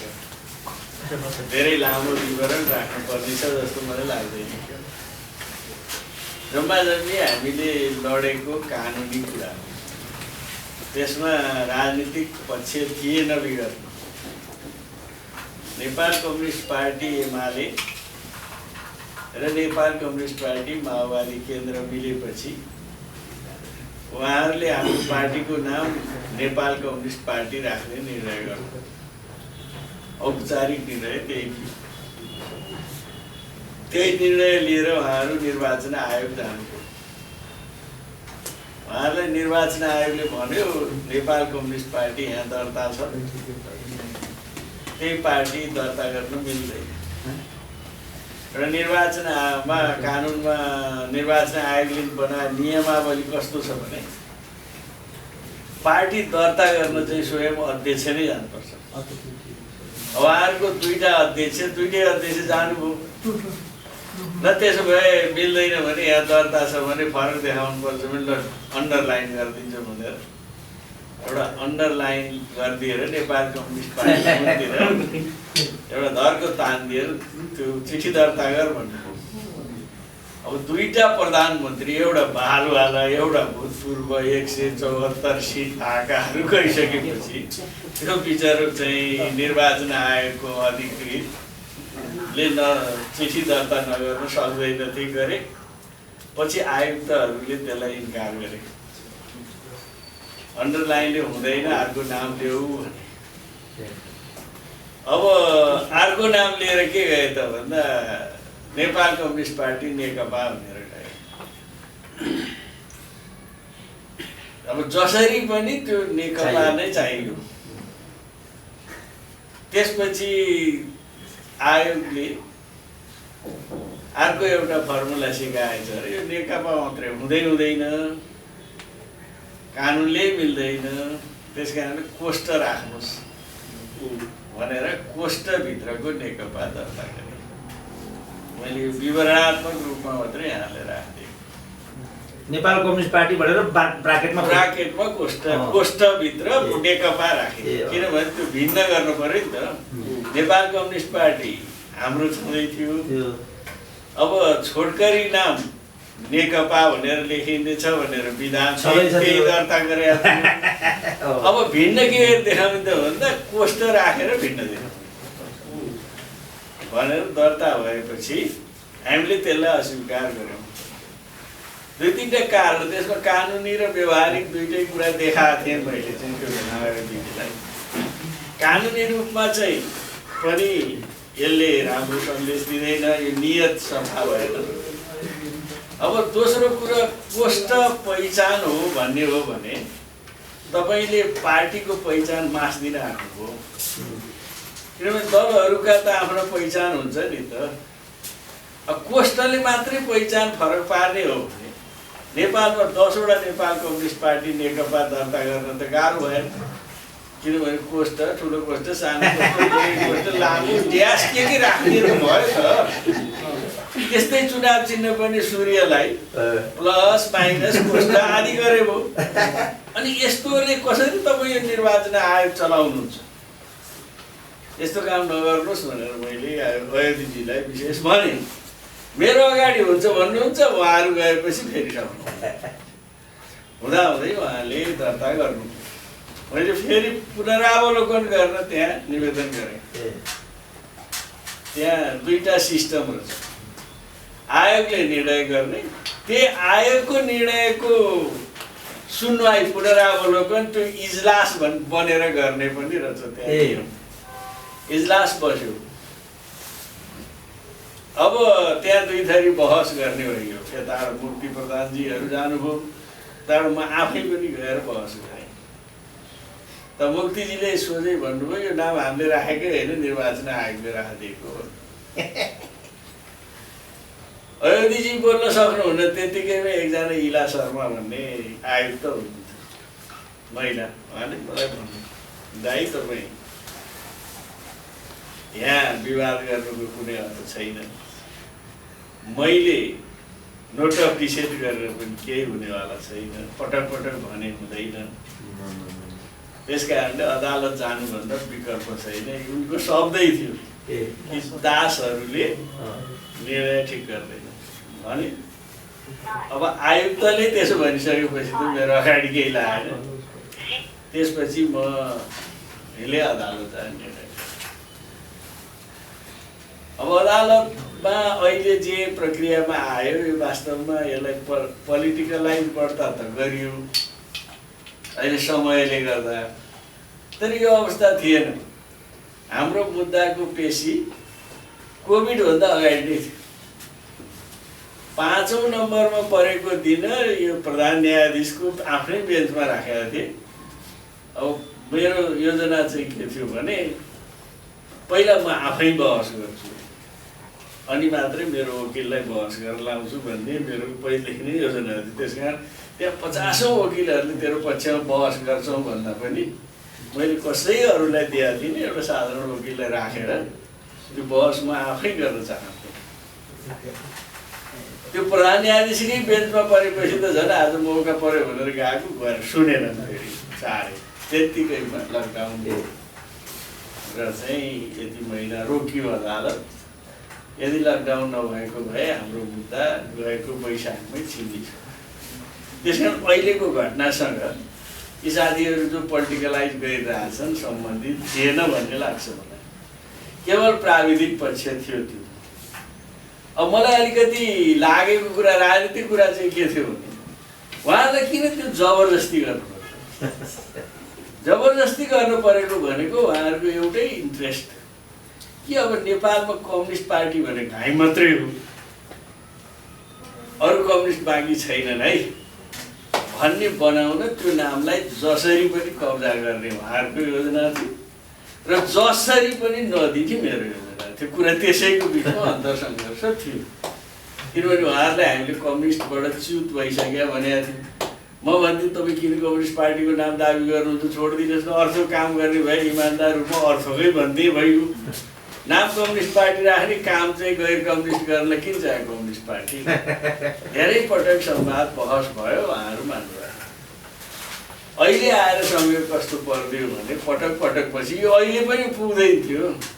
3 कि 4 पटक पेशी सर्यो 1 नम्बरको। एक दिन हाम्रो कारणले सर हाम्रो वकिलको आमा बित्नु उहाँ बसमा आउनु सक्नु भएन। त्यही पनि म त भैरवा थिएँ, साँझको प्लेन लिएर म आफै बस गर्छु, मरे पनि केही चाहिँदैन वकिल भनेर आएको, किनभने जग्गा लेनदेनको खिचलो होइन, केही होइन भनेर आएको थिएँ। तर साथीहरूले यत्रो फाइल बनाउनु भयो, अन्याय हुन्छ भनेर रोक्यो। त्यसपछि सरकारी वकिलले रोके र अर्को पटक चाहिँ प्रचण्डको वकिलले, त्यही प्रधानजीले रोके।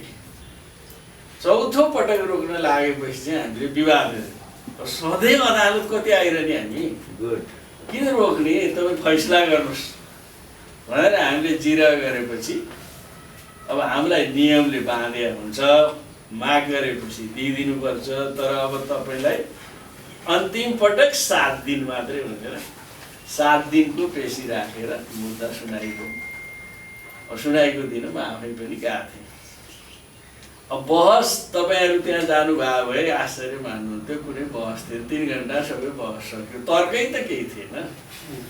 न्यायाधीशले मुक्तिजीलाई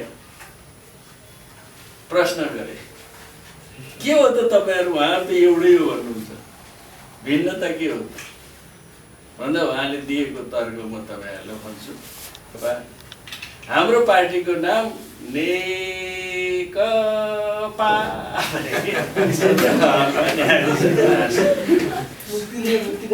अनि त्यसो भएको हुनाले चाहिँ उहाँहरूसँग तर्क थिएन र मुक्तिले त निर्वाचन आयोगदेखि यहाँसम्म पनि मसँग पटक पटक भन्नुभएको थियो, यो हाम्रो नेतृत्वको अदूरदर्शिताले नगर भन्दा मान्दैन, त्यही पार्टीको मान्छे वकालत गर्न जा भन्छ, नआए के गर्ने। त्यसै कारण दाइ जसरी नै मिल्न पर्यो भन्दै। अर्को एकजना चाहिँ न्यायाधीशै भयो नि, हाम्रो के अरे फुँयेलजी, हरि फुँयेलजी, उहाँ बहस गर्न जानुभएको थियो पहिला हाम्रो विरुद्धमा मुद्दा, पछि त उहाँ नै न्यायाधीश भइहाल्नुभयो। मैले भने हरिजीकै फाँटमा राखिदिएर, तर अन्त्यमा चाहिँ त्यो न्यायाधीशलाई फैसला गर्ने अरू त कुनै ठाउँमै थिएन। त्यस्तो अवस्थामा मात्रै यो फैसला भयो। यसमा धेरै राजनीति छ भन्ने चाहिँ मलाई लाग्दैन, त्यो कारणले चाहिँ होइन जस्तो लाग्छ। तर अब संयोग कस्तो पर्यो भने यो दुईटा पार्टी फुट्यो, झगडा परेर चाहिँ हान्न निर्वाचन आयोगमा बाध्यता छ। त्यसकारण त्यो खेलले खेल्छन् भन्ने कुरा मैले 3 महिना अगाडिदेखि नै मेसो पाएको थिएँ। त्यो मेसो उहाँहरूले पनि पाउनु चाहिँ भएको थियो र मलाई मुद्दा त्यस्तो ठुलो दबाब दिने त हैसियत छैन, किनभने मसँगै काम गरेका हुन्, यसले मान्दैन भन्ने कुरा यसले थाहा छ। किनभने उनीहरूको मभन्दा सिनियर मान्छे होइन, पदका ठुला न हुन्, पार्टी सदस्य सरकारी पद ठुला भए न हुन्, पार्टी सदस्य उनीहरूको भन्दा मेरै अगाडि हो। प्रचण्ड ओलीको भन्दा उमेरमा पनि प्रचण्ड ओली भन्दा मै जेठो हो। के आधारमा उनीहरूसँग मार्क्सवाद पढेर गुरु मानेर म पार्टीमा आएको होइन। त्यस कारण यिनले मलाई चाहिँ दबाब दिनु सक्यो त हैसियतै राख्दैन, त्यो कुरा मैले बुझ्छ। आग्रह र अनुरोध चाहिँ गरेका थिए। सायद अब त्यो प्रलोभन पनि मतिर फ्याँक्न धेरै कठिन थियो होइन, कतैबाट चुहाए होला नि, तर त्यो पनि म कहाँ आइपुग्न कठिनै थियो, किनभने मैले त्यो एक्सपोज गरिदिन्छु भन्ने ठुलो डर छ नि त यिनीहरूलाई। त्यस कारण यतातिर चाहिँ प्रलोभन दबाब होइन, आग्रह आएको थियो। होइन, फिर्ता लिइदिनु पर्यो भनेको। प्रचण्डले ऋषि धवलासँग आफ्नो अन्तर्वार्तामै भने म ऋषिजीसँग कुरा गर्छु भनेर, भोलिपल्ट कता आमसभा जानुपर्ने हो भनेर त्यो देव गुरुङलाई हराएछन् र मलाई बोलाएर बसेर हामी संवाद गऱ्यौँ 1-1.5 घन्टा। र फिर्ता लिन हामी त बिस्कुनै पर्ने भयौँ भनेका थिएँ। तपाईँहरू बिस्कुन पर्नुहुन्छ होला, तर कोही बिस्कुन पर्ने कुरासँग म त बिस्कुन पर्न चाहन्छु होइन। अब प्रचण्ड बिस्कुन पर्छ भनेर आफ्नो अधिकार छोडेर म त बस्दिनँ, किन म पनि त बिस्कुन पर्छु। अहिलेको बेलामा तपाईँ मिडियाका साथी सबैले के भनिदिनुहुन्थ्यो भने मैले फिर्ता ल्याए भए पैसा खाएर त्यो उतातिर आफ्नो पार्टीको प्रतिष्ठा गिर्ने कुरो कति दुःख गरेर बनाएको छ। त्यस कारण यो मबाट सम्भव छैन देवजी। बरु उहाँले मैले भने तपाईँहरूले गरी खानुहोस् न, तपाईँहरू युवा जेनेरेसनका मान्छेसँग अलिकति आशा गर्नु पर्थ्यो। तपाईँहरू यो पुच्छर समातेर हिँडेपछि सिद्धिनु। किन समातेको? 40-50 60जना मिलेर कसिएर चाहिँ लौ त पार्टी फुटा, प्रधानमन्त्री चलाउन पनि त असफल भइस्, पार्टी चलाउन पनि असफल भइस्, एकता जोगाउन पनि असफल भयो, नेतृत्व छोड। तिमीहरूले नेतृत्व छोड, हामी अर्को जेनेरेसनले चाहिँ पार्टी चलाएर जान्छौँ, सरकार चलाएर जान्छौँ र देशलाई सफल बनाउँछौँ भनेर लाग्न पर्ने ठाउँमा तिमीहरू एकवटा दौरा सुरुवाल फेर समात्ने उहाँले एकछिन हवाई दबाई गरे। त्यस कारण यो मुद्दाको चरित्र यही हो। तर यसले अब दुर्घटना गरायो। अहिले यसो आउँदै थियो बाटोमा एमाले त धुमराईमा त एमाले लेखिसकेछ। आज सुने देशभरिका कार्यालयमा जम्मै एमाले भइसक्यो। राति दीपावली गरेको थियो भने सुने बिहान। अब प्रचण्डहरू के गरेका छन् उनलाई पनि साह्रै नोक्सान त भयो जस्तो मन लाग्दैन। किनभने फर्किए हाम्रो जत्रो भएको त्यत्रै चलाउँछन् खान्छन्। अब के हुन्छ के यताउता गएकाहरूलाई चाहिँ अलि अप्ठ्यारो होला। त्यही पनि मैले त जानुभन्दा अगाडि हिजो एउटा टेलिभिजनलाई भनेको थिएँ माधव नेपाल के गर्छन् भन्दा फर्कन्छन्। माधव नेपाल एमालेमा आउँछन् के गाह्रो हो र? राजनीतिमा जन्मभर कोही शत्रु र मित्र हुँदैन भन्ने मिडिया सकि त हो। नैतिकता हो नि। अब माधव नेपाललाई नैतिकताको कुरा किन गर्नु? नैतिकता भएन कुरा गर्नु। महासचिव भएर मोर चढाएको आरोप छ, महासचिव भएर बिन्ती पत्र हालेका छन्। अब यस्तो मान्छेले अब नैतिकता खोजिरहन्छ, पद जान्छ भने कुरोको फर्क चाहिँ आउँछ भने फर्किआए। तर अब खेल चाहिँ खेल्ला नि, त्यहाँभित्र पनि झगडा गर्ला के गर्ला उनीहरूको सल्लाह होला भन्ने लाग्छ। पार्टी यथावत राखौँ, हाम्रो पुरानो हामी फिर्ता लिन्छौँ, ओलीलाई सरकारबाट ढाल्छौँ, अरू नयाँ कम्बिनेसन बनाएपछि फेरि मिलाउँला भन्ने त भित्र होला। तर उनले हिँड्या जस्तो मात्रै सबै कुरा हुँदैन। अब भोलिका दिनमा सबै सांसद उनका बसिरहन्छन् भन्ने छैन, केन्द्रीय समितिका सदस्य सबै बसिरहन्छन् भन्ने छैन। त्यसो भएकाले अझै फेरि फेरबदल हुने सम्भावना चाहिँ छ। र यसले एउटा तरङ्ग चाहिँ ल्याएको, घटना सानो थियो, संयोगले एउटा तरङ्ग ल्याएको छ र नेपालको राजनीतिलाई एउटा शक्ति सन्तुलनलाई नयाँ मोडमा लगाएको छ। अब यो दुइटै कुरा भनिदिएको छु मैले चाहिँ उहाँहरूलाई पनि। तपाईँहरूका चुनौती मात्रै होइन, सम्भावना पनि छ है। अहिले एकजना काङ्ग्रेसका ठुलै नेता भन्नेले फोन गरेर त्यो लक्ष्मण घिमिरेले मलाई यहाँ आउँदा अब अवसर पाइन्छ, अवसर बनाएको छ तपाईँहरूलाई पनि। त्यो घिनलाग्ने काम नगरेर अझै चरित्र सुधार्ने हो भने काम गरे हुन्छ। मुलुकको राजनीतिलाई एउटा ठिक ट्र्याकमा फेरि लैजाऊँ भन्ने हो भने यसले बिगार्दैन पनि भन्ने मैले छलफल गरौँ भन्दैछ। त्यस कारणले एउटा सबभन्दा गाह्रो र अप्ठ्यारो कुरा चाहिँ यस बिचमा नेकपाका नामबाट चुनाव जितेका केही पदहरू छन्। 18-20वटा पदहरू कति छन् त्यो राष्ट्रिय सभामा? 19 जना, कतिजना नारायण काजी लगाएर र एकजना त्यो नानी विद्या छैन उनी प्रतिनिधि सभा जितेकी छिन् होइन। अब कयौँ गाउँपालिकाका वडा अध्यक्षहरू पनि यहाँ मका पनि फोन गर्न थाले कि अहिले। अब उनको पद के हुने? अब चाहिँ यो अदालतले बोलेको छैन। र पछि हेर्दा मैले यसो सबै कुराको हेर्दा हाम्रो अदालतमा बहस गर्ने वकिलहरू पनि अहिले चाहिँ मलाई त्यस्तो फिलिङ भयो कि उहाँहरू त्यो विषय केन्द्रित भएर मात्रै बाँडिएका रहेछन् कि गुठै केन्द्रित भएका रहेछन्। र उहाँले भन्न थाल्नु भएको छ यो राजनीति गर्यो के गर्यो के गर्यो। वास्तवमा अदालतले राजनीति त गरिहाल्छ, किन गर्दैन थियो? होइन, सत्ताको एउटा प्रमुख अङ्ग न हो त्यो अदालत। अदालत, सेना, ब्युरोक्रेसी यो त स्थायी हो नि त सत्ताको अङ्ग। उसको अब त्यहाँ पार्टी विहीन बनाइदिएर 174 जना सांसदलाई राखेपछि यिनको संसदीय सत्ता टिकिरहन्छ। अनि यसलाई टिकाउन कि वकिल भन्दा त्यो न्यायाधीशहरू धेरै चलाएको छन् भनेको छ। हामी त संसदीय व्यवस्थाका विरोधी होइन। यसलाई ढाल्नुपर्छ भनेर अभियान चलाइरहेको छु। तर चाहिँ उनीहरूले यसलाई बचाउन खुब सुदूरतापूर्वक चाहिँ निर्णय गरेछन् जस्तो लाग्छ, किनभने सत्ता वर्गीय हुन्छ, यी वर्गका प्रतिनिधि हुन् र त्यसलाई जोगाउने किसिमले चाहिँ फैसला गरे जस्तो म देख्छु। त्यहाँ पनि ठुलो पोलिटिक्स छ भन्ने मलाई लाग्यो। अब विषय यतातिरको यही हो।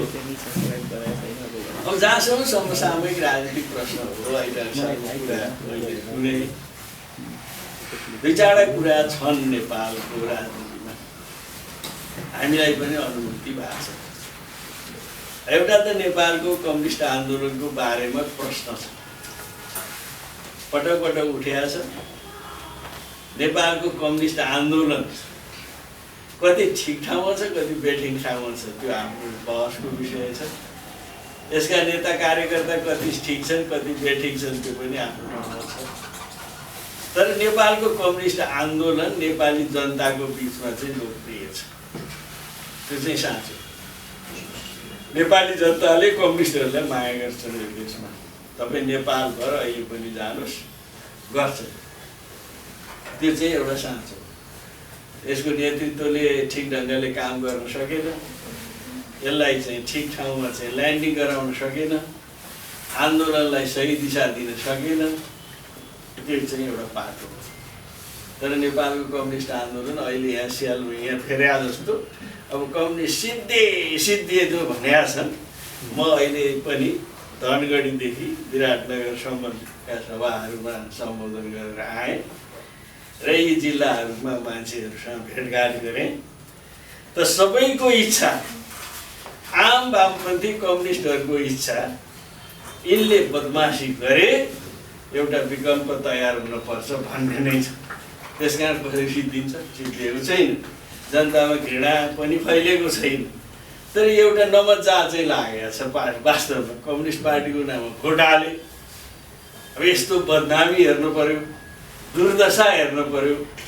त्यसले गर्दाखेरिमा एउटा कता कता मनमा चाहिँ चोट परेको छ जनतालाई, त्यो कुरा साँचो। तर यहाँको स्यालमा यहाँ करा जस्तो चाहिँ कम्युनिस्टहरू सिद्धिए चाहिँ होइन है। र त्यसको लागि चाहिँ हामी सकेसम्म एउटा विकल्प दिने कोसिस गरिरहेको छौँ। यहाँलाई फाइदै भयो होइन अध्यक्ष? हामीलाई फाइदै भएको छ, हामीलाई नोक्सान भएको छैन। अनि यतिको घटनाले के नोक्सान भएको छ र अब हामीले केही समय हामी चार पार्टी मिलेर एउटा रणनीतिक संयुक्त मोर्चा निर्माण गऱ्यौँ। अलिक त्यो लामै 2 वर्ष लाग्यो यति बनाउन र हामीलाई यो छँदै थियो हामी चाँडैले यी कम्युनिस्ट पार्टी बाँकी रहेन। अब जब चाहिँ क्रान्तिको कार्यभार नै सम्पन्न भयो भनिसकेपछि त देश यथास्थितिमा छ। कम्युनिस्ट पार्टी चाहिँ क्रान्तिको कार्यभार सम्पन्न भयो भनेपछि त यथास्थितिवादमा पतन भयो। हिजोसम्म केही न केही अहिलेको विश्व कम्युनिस्ट आन्दोलनको चरित्र हाम्रो व्याख्या विश्लेषणमा पनि 60को दशकको सेरोफेरो जस्तो एउटै अम्ब्रेलाबाट सञ्चालित थिएन र छैन। देशहरूका आफ्ना ढङ्गका विशिष्टताहरू पनि छन्। र दोस्रो कुरो, आज चाहिँ यो पछिल्ला दशकहरूमा जुन ढङ्गले विज्ञान र प्रविधिको विकास हो, खास गरी इन्फर्मेसन टेक्नोलोजीमा जसरी चाहिँ व्यापक रूपमा विकास हो, त्यसले हाम्रो जनताको मानव चेतनामा, मान्छेहरूको चेतनामा, पदार्थले चेतनामा परिवर्तन गर्छ भन्ने त हामी मान्छौँ। अब त्यो चेतनामा जे परिवर्तन भइरहेछ त्यो अनुकूल मार्क्सवादको भाष्यलाई समृद्ध गर्ने कुरामा अहिले नेपाल लगायत विश्वका कम्युनिस्टहरू चुकेको कुरामा साँचो मान्न सकिन्छ। त्यो मलाई पनि लाग्छ हामी चुकेका छौँ। तर यसको अर्थ चाहिँ कम्युनिस्ट आन्दोलन चाहिँ काम लाग्दैन, मार्क्सवाद काम लाग्दैन, होइन। अहिले पनि विश्वको प्रमुख अन्तर्विरोध तपाईँ हेर्नुहुन्छ भने समाजवाद भर्सेस साम्राज्यवादकै बिचमा छ। केमा बिचमा छ? कोही सत्ता शक्तिमा अलिकति कहिले बढ्या होला, कहिले कोही पावरमा होला। हिजो 60-70 को दशकमा एक छत्र जस्तो कम्युनिस्टहरूको अवस्था सिर्जना भएको थियो। अहिले बिचमा चाहिँ साम्राज्य पुँजीवादी शक्तिहरू बलिष्ठ भएको छन्। तर अहिले पनि विश्वको अन्तर्विरोध तपाईँ सबै मित्रहरूले हेर्नुभयो भने देख्नुहुन्छ कि चाहिँ साम्राज्यवाद र समाजवादकै बिचमा टक्कर छ। यसको मतलब कम्युनिस्ट र गैर पुँजीवादकै बिचमा टक्कर छ। अब जित हार त भोलिका दिनमा होला। त्यसकारण नेपालको अवस्था पनि त्यही हो। त्यसकारण हामी 4 पार्टीहरू यिनै कुरालाई ध्यानमा राखेर है डाक्टर साहबले भनेका कुरा कोही पनि कम्युनिस्ट होइनन् भन्ने कुरा जे भन्नुहुन्छ त्यसको पछाडि केही रिजनहरू चाहिँ छन्। मलाई पनि त्यस्तो नलाग्ने आंशिक रूपमा स्वीकार गर्छु। नेपालको कम्युनिस्ट आन्दोलनको एउटा चरित्र चाहिँ कहाँनिर बिग्रिया छ भन्नु होला भने यो चाहिँ यो मध्यमवर्गीय रेडिकल मान्छेहरू यसको नेता भए। वर्गीय चिन्तनले भन्दा रेडिकालिजमले अलि टाठो बाटो पूर्ति गर्ने वामदेवहरू जस्ता भए ड्याङडुङ पार्न सक्नेहरू नेता भए। अनि जसले गर्दा फेरिमा त्यो वर्गीय धरातलमा कम्युनिस्ट पार्टी पुग्नै सकेन। यसको उद्गमदेखि अहिलेसम्म समस्या यहाँनिर चाहिँ छ। डाक्टर साहबको यो विश्लेषणलाई म मजबुत गर्छु। किनभने मध्यम वर्ग भनेको अवसरवादी वर्गै हो कि त्यो उहाँ पनि हो म पनि हो। त्यसको चरित्र हो भन्नुहोस् न, मध्यम वर्गको चरित्र अवसरवादी चरित्र हो आम रूपमा। ऊ क्रान्तिले जित्यो नेता हुन्छ, क्रान्ति हार्यो भने अर्कोतिर लाग्छ लयर हुन्छ। त्यस कारणले यसको चरित्र हो र यस्तो चरित्रले चाहिँ नेतृत्व गरेको हुनाले नेपालको कम्युनिस्ट आन्दोलन लोकप्रिय हुँदाहुँदै पनि यसले कयौँ धक्का खाछ। यो कुरामा म आफू पनि सहमत छु, तर हारेको चाहिँ छैन। यसलाई ध्यानमा राखेर हामीले जब सबभन्दा ठुलो कम्युनिस्ट पार्टी मैले अहिले प्रसङ्ग ल्याउँदै थिएँ, यो 62-63 को आन्दोलन र संविधान सभाको पहिलो चुनावसम्म पनि हाम्रा बिचमा केही मतमतान्तर पनि थिए, केही सन्निकटता पनि थिए। राजनीतिक प्रश्नमा हामी संविधान सभामा जाने कुरामा सहमत थियौँ। मैले आजै पनि एक ठाउँ भने काशी जाम भन्ने कुरामा हामी मिलेकै थियौँ। उहाँहरूले काशी जाम त भनिरहनु भएको थियो, काशी जान्न चाहिँ भन्नुभएको कि कम्युनिस्ट पार्टी भन्नुभएको थियो, मार्क्सवाद लेनिनवाद पनि भन्या हो र नेपालमा आमूल परिवर्तन गर्नुपर्छ पनि भन्या हो। त्यसलाई काशी जाम भनेर मैले सरल भाषामा उदाहरण दिएँ। हिजो एमालेसँग समस्या कहाँनिर सुरु भयो भने काशी जाम त भन्ने कुतीबाट जाम भन्छ। अब हामी भने कुतीबाट गएर पुगिँदैन, झगडा त्यही थियो, तर जाम चाहिँ भन्दै थियो। पछि आएर माओवादी समेत मिसिएर अब जानै पर्दैन भनिसकेपछि अब निर्णायक मतभेद नेपालका कम्युनिस्टहरूमा सुरु भयो र उहाँहरू यथास्थितिवादमा पतन हुनुभयो र हामी त्यसलाई अस्वीकार गरेर कति बलशाली त छैनौँ तर एउटा विचारको दृढतापूर्वक उभिएका हामी शक्तिहरू छौँ र उहाँहरूले राष्ट्रिय अन्तर्राष्ट्रिय रूपमै यो कम्युनिस्ट पार्टीको जो नाम हडप्रो खोल्नु भएको छ यसको परिणाम, यसको पछाडिको कारण एउटा पनि मैले अघि भने अब हामी मात्रै कम्युनिस्ट बाँकी छौँ, अरू कोही कम्युनिस्ट छैन। अब यहाँ विश्वभरका प्रतिक्रियावादीहरूको एउटा टाउको दुखाइ के छ भन्नु होला भने जतिसुकै गर्दा पनि आज विश्वभर कम्युनिस्टहरू मासिँदा पनि नेपालमा चाहिँ कम्युनिस्टकै नामबाट चाहिँ बलियो भइरहन्। उनलाई यसलाई जति पटक प्रयत्न गरे पनि हराउन सकेन। 8 सालमा संस्थापक नेता पुष्पलाललाई पहिलो सम्मेलन गरेपछि निकालिदिए, तै पनि बाँच्यो। रायमाझी खडा गरे, बाँच्यो। तुलसीलाल खडा गरे, बाँच्यो। पुष्पलाललाई डाक्टर साहबले भने जस्तो गद्दार भनेर छाले, बाँच्यो। मदन अन्त्यमा सबभन्दा पपुलर बनाएर एकदम कस्मेटिक नेता तयार गरेर मदन भण्डारी खडा गरे, पुँजीवादसँग आत्मसमर्पण गराएर जनताको बहुदलीय जनवाद भनाएर राखे, बाँच्यो। अहिले चाहिँ कामरेड प्रचण्ड त्यत्रो चाहिने ट्याङ्कै चढेर आएका मान्छेलाई पनि लगेर भनेपछि के हो त यसको भन्दा उनीहरूले निकालेको निष्कर्ष कम्युनिस्टलाई सरकारमै पुर्याएर मात्रै कम्युनिस्ट सिद्ध्याउनु पर्छ भनेर यसलाई पुर्याएका हुन् होइन। त्यसै पुर्याएका त होइन, एकता त्यसै गराएका नि होइन। तर समस्या के भयो भने मैले दिएको उदाहरण जति पटक त्यो मैले यसो रामायण पढेँ कि रामायणमा रावण र रामचन्द्रको लडाइँ भइरहेको, त्यो रामचन्द्रले जतिपल्ट टाउको काट्छ त्यतिपल्ट पलाउँछ भाइ टाउको हाला भएछ त्यो रामचन्द्र। अब कसरी मार्नु? अब त्यो टाउको काट्ने ओखती कहाँ छ त भन्दा त्यही हो विभीषण भन्ने कुरो बुझ्यो। विभीषणलाई थाहा छ भनेपछि उसले नाइटामा छ है अमृत भनिदिएछ, त्यहाँबाट मार्न सफल भयो। यी चाहिँले हाम्रा सरकारी पार्टीका कम्युनिस्टहरू नेपालको कम्युनिस्ट आन्दोलनका विभीषण तयार गरे हुन् यिनीहरू। अब यी विभीषणलाई पनि गाह्रो हो अमृत भन्न नभ्याउँदै रामचन्द्र पो हार्न पुग्यो, यहाँ समस्या यहाँनिर भएको छ। त्यस कारणले अब हामीलाई लाग्छ उनीहरूले पनि अब नेपालको त्यो सुरक्षा परिषदको एउटा औपचारिक निर्णय हेर्नुभयो भने अहिले पनि विप्लवहरू नेपालको सेक्युरिटीमा सबभन्दा गम्भीर समस्या छन् भनेको छ। हो त तिनीहरू कम्युनिस्ट हुन् भनेर समस्या भएको त हो।